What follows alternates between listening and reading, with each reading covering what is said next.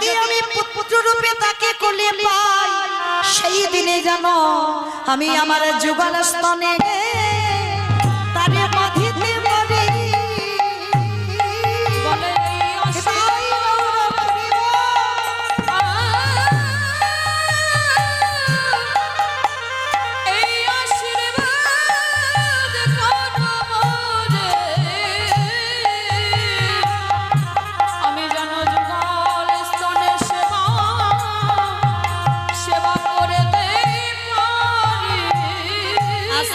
ভগবানকে যে ভালোবাসবো, সবার আগে আমাদের বিশ্বাসটা থাকা দরকার।